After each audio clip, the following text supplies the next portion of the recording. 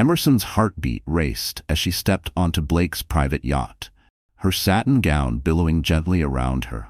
8 months pregnant and glowing with anticipation. She thought this would be the night to mark a new chapter in her life, a night to celebrate their love. The candles flickered, casting a soft glow on the polished deck, and champagne flowed freely from the crystal flutes. She smiled, feeling as though everything was falling into place, but beneath the glittering surface, something felt wrong. It was in the air. The way Blake was acting, too calm, too distracted. She watched as he spoke to Celeste, his so-called friend, but it wasn't the kind of conversation she'd expect between old friends. No, the words they exchanged were far too intense, too secretive. As Emerson approached them, she caught the tail end of their conversation. Blake's voice was low, almost a whisper. "We can't back out now. We've come too far." Celeste's response was cold, almost calculating. "I know. She'll be out of the picture soon enough." Emerson froze, her chest tightening. What were they talking about? Her instincts screamed that something was wrong. Blake hadn't noticed her, but Celeste had. The way she turned to face Emerson with a sly smile sent a chill down her spine. It wasn't the smile of a friend. It was the smile of someone who'd already made up their mind about her fate.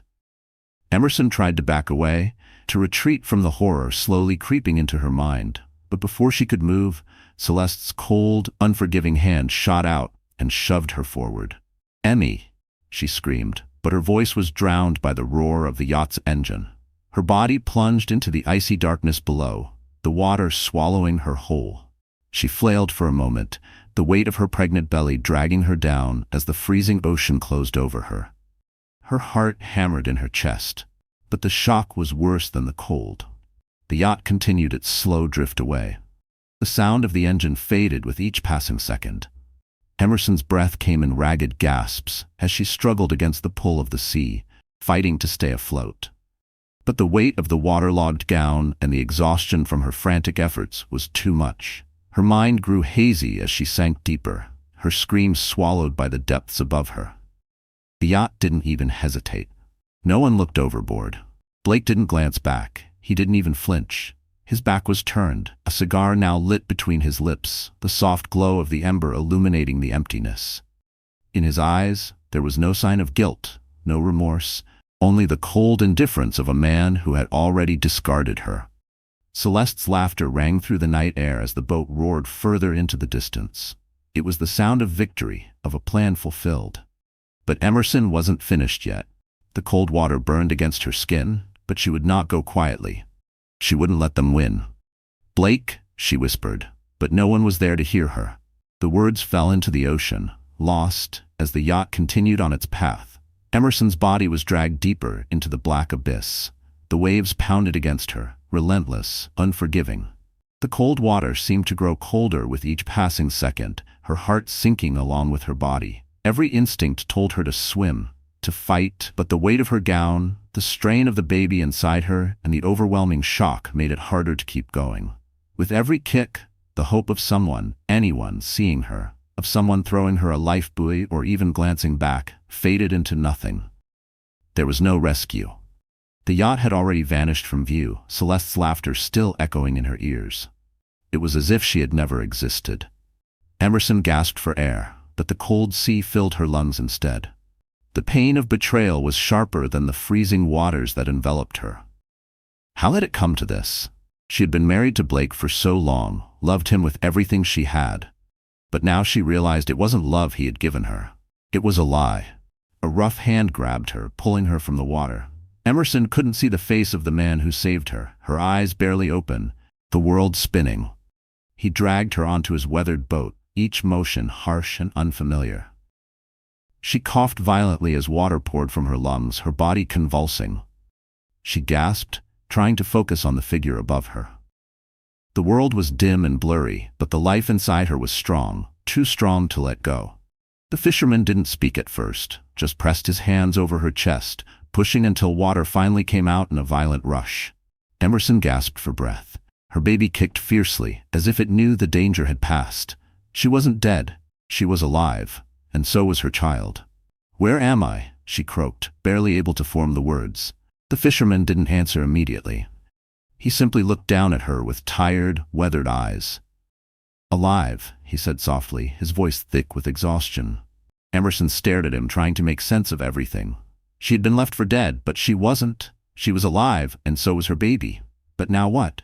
Bruised, cold, and drenched, Emerson sat up slowly, her hand over her stomach, feeling the life inside her. The ocean had taken so much from her, her dignity, her love, her trust, but it hadn't taken her strength. It hadn't taken her will to survive. She looked out at the shore, her thoughts cold and calculating. Blake thought she was gone. The world believed she had drowned. A tragic end to a woman who had once been the picture of love and grace. But that was exactly how they wanted it. They had tried to erase her. But now she wasn't just surviving. She was planning. Her eyes darkened with a new resolve. She wasn't going back to him as his wife. She was going back to destroy everything he had built. She would burn his world to the ground. "They think I'm gone," she whispered to herself, her voice steady. "Let them." And with that, she turned and walked away, her mind set on revenge. It was time for them to learn what happens when you push someone too far. The empire they'd built would crumble, and Emerson would be the one to tear it down. Emerson turned to Theo, her estranged half-brother, a relentless investigative journalist with a buried grudge and a secret obsession with revenge. Emerson didn't cry when Theo opened the door. She didn't need to. The look on his face said enough. He didn't ask why she was alive. He didn't ask how she'd survived the fall or why she was back. His first question was, "Why did you ever trust Blake?" That's when she knew he'd known more than he'd ever let on. Inside his apartment, the walls were covered in old photos, newspaper clippings, and printed emails. Blake's face circled in red. Celeste's name underlined in black. Emerson's death certificate framed. Theo wasn't shocked she had survived. He was shocked she hadn't seen the truth sooner. They didn't waste time. Theo handed her a file full of logins, passwords, old medical scans, and emails between Blake and bribed doctors. Forged medical reports told lies about her mental state. Her pregnancy was labeled non-viable, even though it had been healthy. Everything had been planned. Her fall wasn't an accident. Her disappearance wasn't random. They'd been rewriting her story before she even realized it. Theo whispered things no one else could have known, like how Blake had offered money to cover the fake death, and how Celeste posed as her medical proxy. Emerson watched her own death flicker on a laptop screen. It wasn't just betrayal, it was erasure. They didn't just want her gone. They wanted her story, her name, her life, and they had nearly pulled it off. Then Theo clicked on a folder that had been locked for years. He cracked the password. Inside were financial statements, shell companies, and wiring logs. Emerson's eyes widened. Celeste's name was everywhere. She wasn't just living a lie. She was laundering millions through Emerson's inheritance, hiding it behind fake companies tied to her name. Emerson sat in the parked car outside the mansion gates, staring through tinted windows. Her heart clenched as she saw Celeste laughing with decorators on the balcony. The same balcony where Blake had once promised her forever. Balcony where Blake once promised her forever.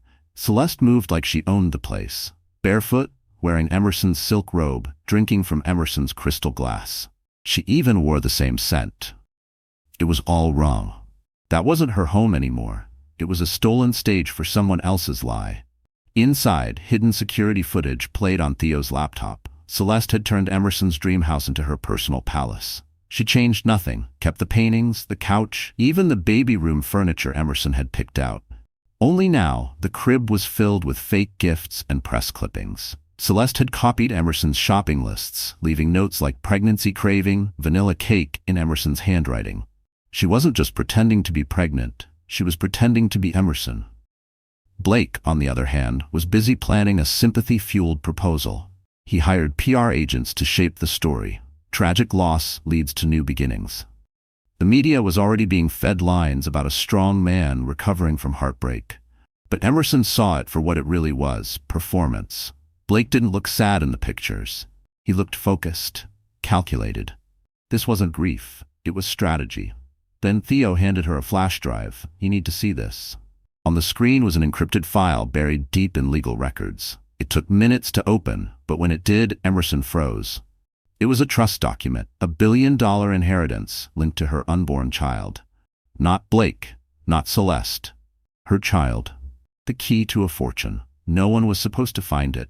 Emerson's fingers trembled as she read the trust file. It had been written by Blake's late father. The document was clear. Whoever had a legitimate child with Blake born in wedlock would automatically inherit the majority of the estate. Emerson had been that woman. Her child had been that heir. Everything started to make sense. Why the sudden push for separation? Why the lies? The staged fall, the fake diagnosis. It wasn't just about jealousy. It was about money, control, power. Celeste could never be the rightful heir-bearer. She wasn't married to Blake. And Blake's father had made sure no woman could manipulate the empire unless she followed his rules. But Emerson had. And her child, growing inside her, had been the golden ticket. That's why they needed her gone. Not dead, not broken, legally vanished. A missing person couldn't claim anything, and a baby never born couldn't inherit. Every detail now screamed truth. The lies in the reports, the silent treatment from Blake before the accident, the sudden PR campaign painting Celeste as a miracle woman carrying hope. It had all been planned to remove Emerson and replace her with a puppet. He knew that feeling, that scent, that silence in her gaze, but the truth stayed buried. Danica stood nearby, clinging to her glass, her fake baby, Bump sitting awkwardly under her silver gown. Her eyes followed the mystery woman with rising fear, clutching Callum's arm tighter. Aurora tilted. Her head smiled beneath her mask and accidentally dropped. Her glass of red wine at Danica's feet, the splash soaked, the silk red staining the silver like blood. A sharp gasp spread through the room. Callum rushed to Danica's side, but the woman in black had already turned. She didn't run.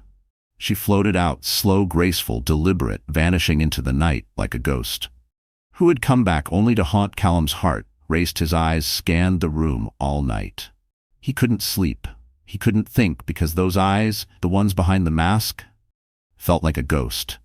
He once loved and never truly buried Cow, couldn't shake the feeling. He wandered his mansion, like a man, haunted by shadows. The next morning, he opened a drawer in his office, searching for nothing but finding everything. A sketch, her face, poor, his own pencil, strokes, drawn in a time when he still remembered how to love. He had burned every photo, deleted every memory, but this one had survived, tucked away, waiting his hands. Trembled, then came the envelope. No name, no stamp. Just a note inside that said, "Truth always returns." He opened his laptop. Emails flooded in, anonymous messages. Screenshots, allegations, words like fraud, embezzlement, betrayal, whispers that he once thought were gone had returned with teeth. Investors were asking questions, bored. Members were nervous. Stocks dipped slightly enough to sting in the quiet. Callum's hands shook, meanwhile, miles away. Aurora sat in a small secret apartment, surrounded by screens. One showed Callum's stock price, another showed his calendar, and on the table in front of her sat files, blueprints and plans all marked with red ink, but her eyes didn't blink. This wasn't enough. Watching him. Panic didn't touch the scar he left. It didn't erase the way he let Dina spit lies into the world, while Aurora bled alone. Her heart had broken. Once now. She wanted his empire to feel every crack. She leaned forward, clicked a folder. More proof. She was slowly turning into the storm they never saw coming, but even then, something was missing. Her mind kept circling back to Elias, Callum's brother, the only one who ever whispered the truth. When her phone buzzed, it was a message from Elias. "Come now." "I found it." She left immediately, and when she got there, what he handed her didn't just break her heart again, it ripped it wide open. Elias didn't speak. He simply placed the photograph on the table but the puppet wasn't enough. Not without the heir. Theo leaned closer, showing her another file, a hidden draft will, never filed but clearly signed. In it, Blake's father left everything to Emerson's child, provided proof of birth and marriage existed. And they did. Somewhere in the hospital's hidden backups, the records still lived. Theo promised to find them. But now they had more than revenge. They had legal power. Emerson stared at the documents spread across the table. She could walk into court right now and end it all, reveal the fraud, burn Blake and Celeste in front of the world. But something held her back. It wasn't fear, it was instinct. If she rushed, they'd twist the story. They'd call her unstable, a liar, a bitter ghost rising from the dead to ruin a new family. The public loved redemption arcs. Blake and Celeste had painted one perfectly. But Emerson? they'd tear her apart. So instead of war, she chose something more dangerous. Patience. She moved quietly, transferring small funds from her hidden trust, investing under different names. Theo helped her purchase silent shares in Blake's company, enough to watch from the inside. She didn't need to scream. She needed to dismantle, and that would take silence, control, and timing. Meanwhile, the gala was being planned. Celeste wanted to announce her pregnancy to high society, with flashing cameras and glitter walls. Emerson smiled. Perfect. A stage was exactly what she needed. But she wouldn't go as herself. She would go as a mystery, a whisper, a ghost. They thought they buried her. Theo ordered her a custom black diamond mask, elegant but unforgettable. If you're going to haunt them, he said, make sure they remember the moment, forever. Emerson slipped it on in front of the mirror. Her eyes burned with something new, not pain, not fear, power. The plan was simple. Watch Celeste celebrate lies, then pull the rug. But not yet. Not until every guest was watching. Not until every light was on. Not until there was no way out. The gala glittered with golden gossip, but no one expected the storm that walked in wearing black diamonds. Emerson stepped through the grand entrance, masked like a phantom, wrapped in elegance that screamed mystery and danger. Every heel click on the marble floor echoed like a forgotten memory. She wasn't just there to be seen, she was there to be remembered. People turned, gasped, whispered. The mask shimmered under the chandelier light. But it was her eyes, cold, sharp, haunted, that made them stop breathing. She glided through the ballroom like a rumor made real, posing as a Dubai investor named Madame Azra. She shook hands with men who once mocked her pain and women who once looked down on her tears. When she reached Blake, his handshake lingered too long. Something in her perfume, in her poise, shook something inside him. His grip tightened, but his memory failed. Stepped back, Emerson stared at it. The room froze. In the photo, a younger Celeste sat beside an older man. His hand was on her thigh, the necklace around her neck unmistakable. She didn't have to ask. It was Blake's father, the same man who had died suddenly, just months before Blake married Celeste. Theo handed her a second file. Bank transfers, jewelry receipts, travel logs. Celeste had been his mistress for years. Emerson's voice broke as she whispered, Blake knew, didn't he? Theo nodded, fully, carefully. Blake hadn't just married Celeste to move on. He married her to keep a secret buried. He knew she was his father's lover. He knew the scandal it would cause. So he married her to shut her up, to lock her in golden silence. But there was more. The pregnancy Celeste had used to trap him? Completely fake. Theo had proof, medical records, all falsified. The doctor had been paid off. The belly was a silicone prosthetic, one she removed every night. There was no baby, no future. Just a lie built to secure Celeste's grip on Blake's money, on his empire, and on his guilt. Emerson couldn't breathe. The betrayal didn't just come from one man. It came from an entire family that watched her suffer and said nothing. She packed the documents herself, every file, every receipt, every lie. She sealed them in an envelope. On the front, in bold red letters, she wrote for shareholders only. Theo placed his hand on her shoulder. Are you ready? She nodded, but inside her heart was no longer breaking. It was rebuilding, stronger, sharper, deadlier. Because now, it wasn't about revenge. It was about truth, and exposing every last person who thought they could erase her and walk away clean. Emerson stared into the mirror, no longer seeing the woman who had cried on hospital floors or begged for the truth. She saw power, control, justice. Her lawyer called that morning. Her identity was fully reinstated. Her name was back on every document they had tried to strip her from. The will was revalidated. Her child's inheritance, untouchable now. And Celeste's fraud? Every fake report, every wire, every lie, legally documented and ready to be exposed. But Emerson wasn't going to do it quietly. She wasn't the silent victim anymore. She wasn't a sob story. She was the storm. She reached out to Blake's biggest rival, Mr. Roth, a man Blake once humiliated in public. Emerson offered him something better than revenge: ownership. Together, they crafted a plan. The shareholders' meeting was set for next Friday. Celeste and Blake would be there, expecting nothing, bragging about numbers that were already sinking. And then Emerson would walk in, not as the wife they buried, but as the woman who held the pen to their downfall. The press still believed she was dead. They called it an unconfirmed tragedy. But the cameras would roll. When she stepped out, The silence would break. The world would learn what happens when you try to erase a woman who built the very ground you walk on. The final move was simple. She pulled out the power suit. She never got to wear the one meant for the day she was supposed to be introduced as Blake's partner in the company.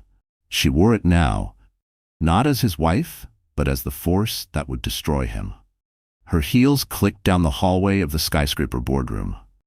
Just ahead, Celeste was laughing with shareholders, smiling, oblivious. Emerson kept walking, one step closer to everything, one step closer to the moment that would bring it all crashing down. The moment. Emerson stepped into the grand shareholder meeting room. Silence slammed down like thunder. Her white gown flowed like a ghost, the soft fabric clinging to her pregnant belly, glowing under the harsh lights. Every eye snapped toward her. Murmurs died on tongues. A single gasp broke the stillness, sharp, shocked, and raw. Blake's hand jerked, the glass slipping from his grip and shattering against the marble floor. Celeste turned pale, her lips parting but no air coming through. She stared at Emerson as if seeing a ghost, one she had buried but who returned stronger. Emerson didn't blink. She moved through the crowd like she belonged there, like no one could question her right. Her stare pierced everyone, calm and deadly.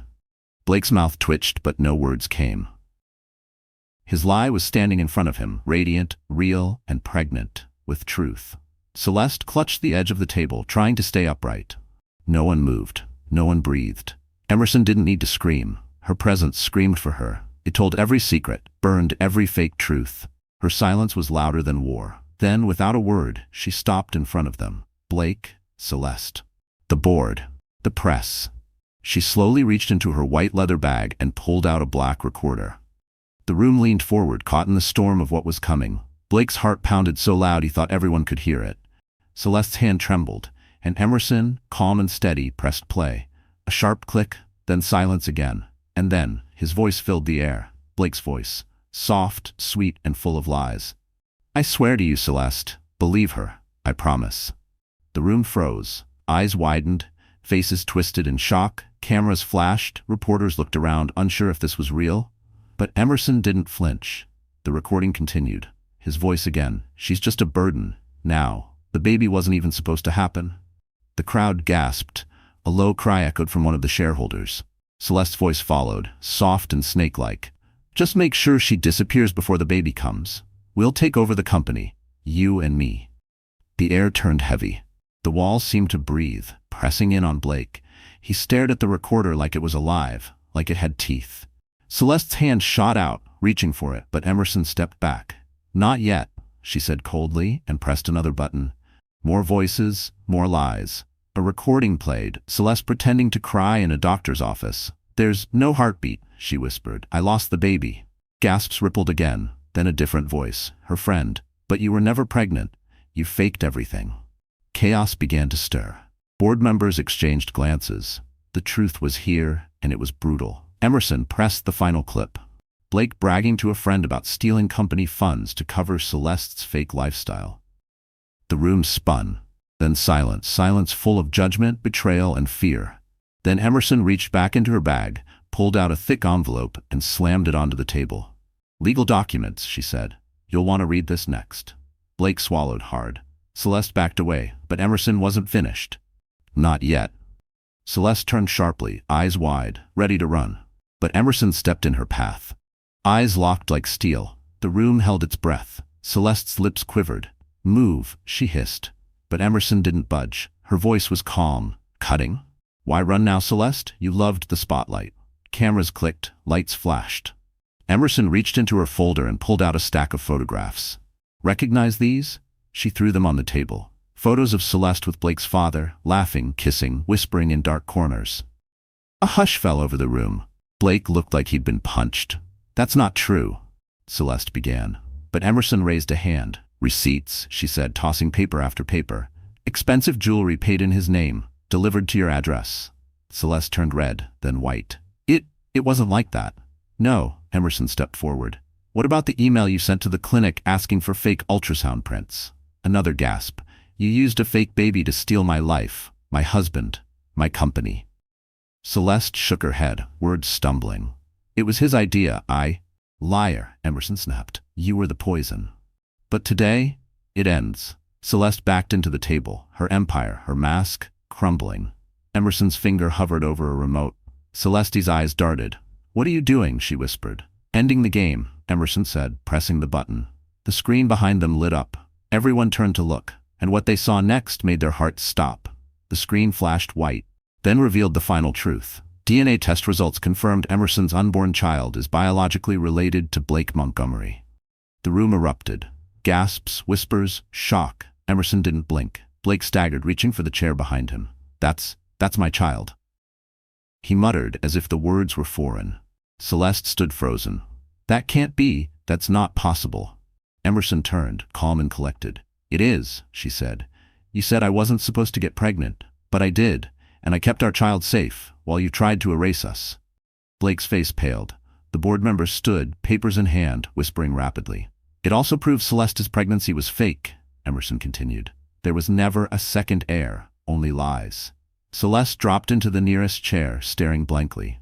Her lies had built castles in the sky, and now they were crashing down. "I never meant to hurt," she tried, but her voice cracked. "You didn't just hurt me," Emerson snapped. "You tried to replace me, destroy me, but your lies couldn't kill the truth." Cameras captured every second. Reporters took notes like wildfire.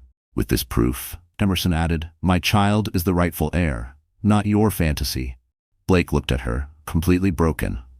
"Emmy, I didn't know you knew," she interrupted. "You just didn't care." Celeste covered her face. Her power was gone. Her plan had failed. Emerson stood tall, stronger than ever. "It's over," she said, "and the world finally knows." Blake looked up, his face twisted in defeat. But Emerson wasn't done.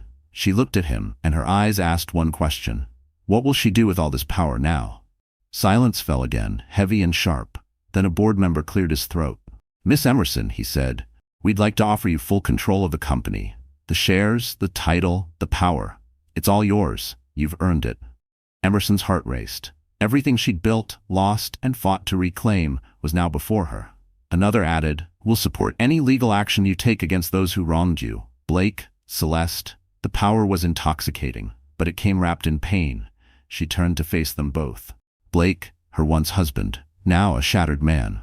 Celeste, a woman who had lied, stolen, betrayed. Emerson remembered everything, the hospital bed, the fear, the silence. "You left me to bleed alone," she said, her voice low. "And now you want forgiveness?" Blake didn't speak. Celeste sobbed, mascara streaming. "Please," she cried, "don't ruin my life." Emerson looked down at her baby bump. "You tried to ruin mine," she said, "and almost succeeded." The room watched, frozen. "You have the power to end them," a board member whispered. "What do you want to do?" Emerson took a deep breath. Her heart ached. Her soul screamed. She had dreamed of this day. But now that it was here, it felt heavy. Like revenge had a cost, like justice came with blood. She walked toward Blake, who looked up at her with empty eyes. "This is your last chance," he whispered. "Please." But Emerson didn't move. Her eyes didn't blink, and the world leaned forward, waiting for her answer. Would she show mercy, or would she bury them? Both. Emerson turned, her voice loud and cold. "I'll press charges," she said. The room fell, deathly still. "Not just against her," she added, pointing at Celeste, "but against you, Blake." A wave of shock crashed over the crowd. Blake's jaw dropped. No," he whispered, stepping forward. "Please, don't do this." "You did this," she replied. "You betrayed me, you stole from me, and you tried to erase our child." Security stepped into the room. Celeste screamed as they grabbed her arms. "Let go of me. This is all a lie. You can't do this." But they did. She was dragged away, kicking, her voice echoing down the halls like a dying siren. Cameras followed every step. Her rage would be replayed across every screen. Blake backed away, tears forming. "I didn't want it to end like this," he said. "I loved you. Once, Emerson replied. "But when I needed you, you vanished." The officers moved toward Blake. "You'll regret this," he said, voice shaking. "You'll regret everything." But she didn't flinch. "You regret losing control," she said. "I regret ever trusting you." He was handcuffed, his suit wrinkled, his tie undone, his pride gone. Cameras captured the moment as he was led away. Reporters shouted his name. His image, once polished, now ruined, flashed across every screen. Emerson stood still. The world had flipped. She was no longer the broken wife. She was justice. As Blake disappeared, she didn't smile. She didn't cry. She just stood there, carrying her baby, her power, and the silence of the past. The final blow had landed, but something even bigger was still coming. The cameras flashed like lightning. Emerson stood tall, the white gown now a symbol of war. Once, her baby bump had been seen as a weakness. Now it stood for power, life, and truth. She faced the press, her voice strong. "I was the wife you tried to drown," she said, her eyes piercing the lens. "Now watch me rise." Silence followed, then whispers of awe. Reporters captured every second. Headlines began forming in real time. Emerson Montgomery takes back empire. Fake pregnancy exposed. Justice delivered. Behind her, the board nodded in silent respect. The woman they once doubted now led them. "The lies didn't kill me," she continued. "They made me stronger." Celeste's screams faded down the corridor. Blake's face, broken, handcuffed, would haunt headlines for weeks.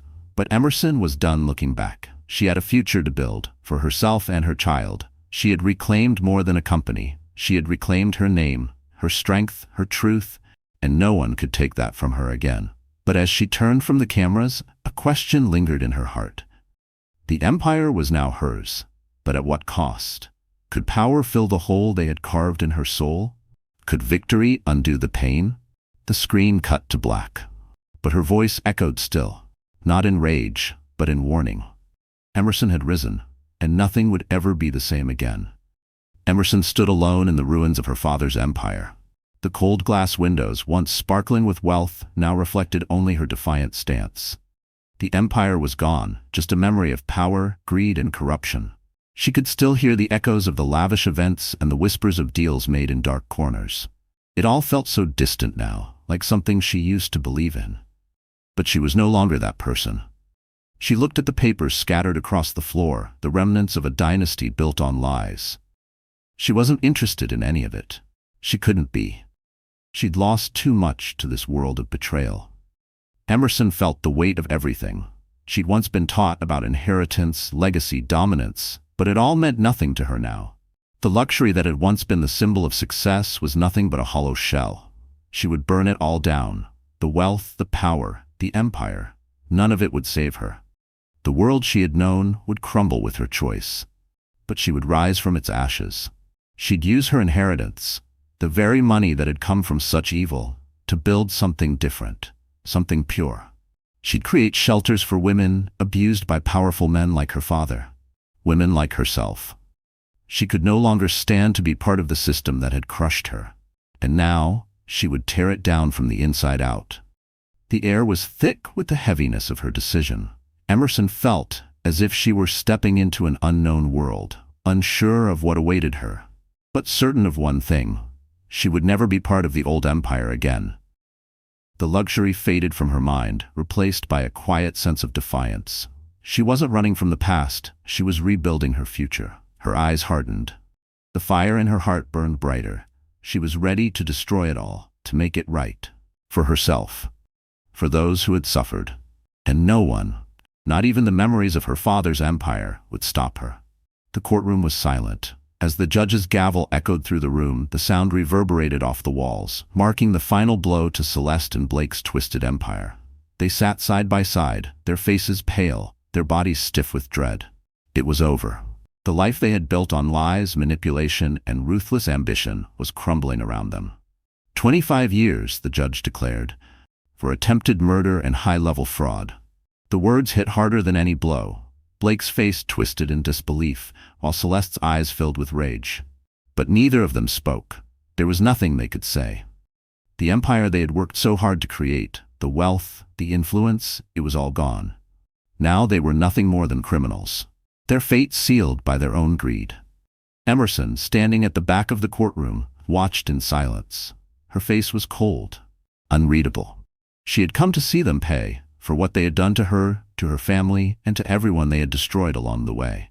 But now that the moment had come, there was no satisfaction in her heart, no joy in seeing them brought to justice. She offered no words of victory, no words of condemnation. Her silence was the loudest punishment of all. Celeste and Blake glanced over at her, desperate for any sign of emotion, any recognition of the pain they had caused her. But Emerson only stared back, her gaze empty. She had nothing left to say to them. The courtroom could have exploded in flames, and she wouldn't have moved. Their regret was as irrelevant as their apologies. As the gavel fell again, sealing their fate, Emerson turned and walked out of the courtroom. The sound of the gavel was drowned out by the silence she carried with her. No forgiveness, no closure, only the quiet, relentless sting of betrayal. She didn't need to say a word. Their downfall, their regret, was all the punishment they would ever get. The life of opulence Emerson had once known felt like a distant dream. The designer gowns, the private jets, the glamorous events. Everything she had once prized had lost its luster. It no longer mattered. She had been reborn in the fire of everything she had lost. Now she stood at the center of her new life, building from scratch. Emerson poured every ounce of her strength into her new fashion brand. She was determined to create something that meant more than just a name or a label. It would be a symbol of survival. A reminder that strength came from within, not from the wealth or the status that had once defined her.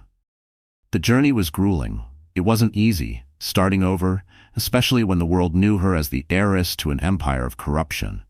But Emerson wasn't afraid. Every stitch she sewed, every fabric she touched, was a reminder of how far she'd come. She wasn't just making clothes, she was making herself again. The work was difficult, exhausting. But each day, she got closer to her goal. She wasn't interested in the glamour anymore.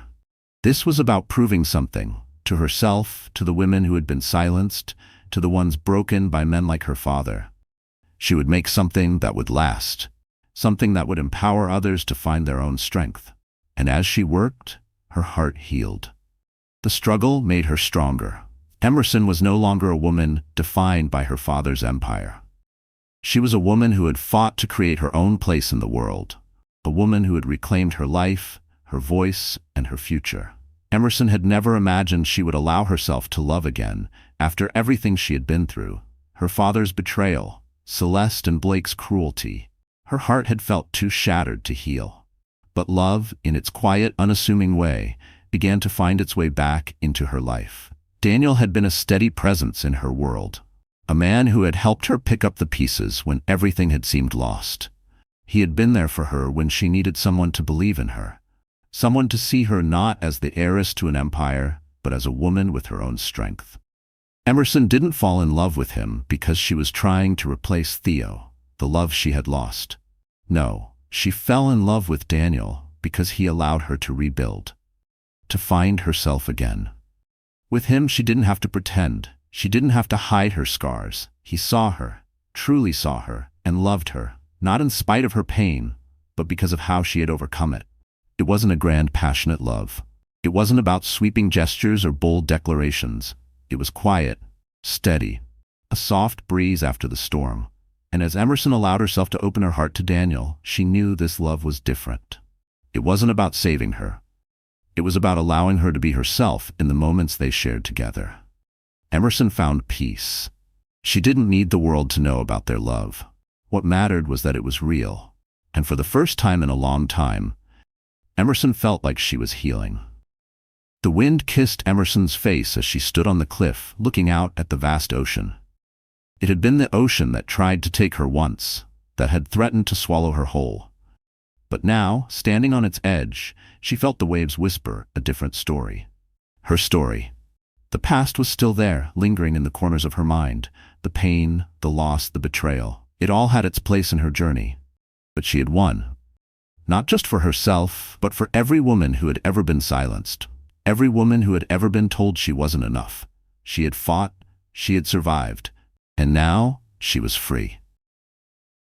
Emerson's eyes misted with tears as she looked down at Serafina, her daughter, standing beside her. She had built this life for them, for both of them. The ocean no longer held the power it once did. The wind that had once carried her fears now lifted her spirit. She whispered softly to herself, "They thought I drowned, but I learned to swim." Her triumph was quiet, but it was hers. Every step she had taken had led her to this moment, this peaceful victory. And as the wind kissed her face once more, Emerson knew she was no longer the woman destroyed by betrayal. She was the woman who had rebuilt herself from the ashes, and nothing would ever take that away from her.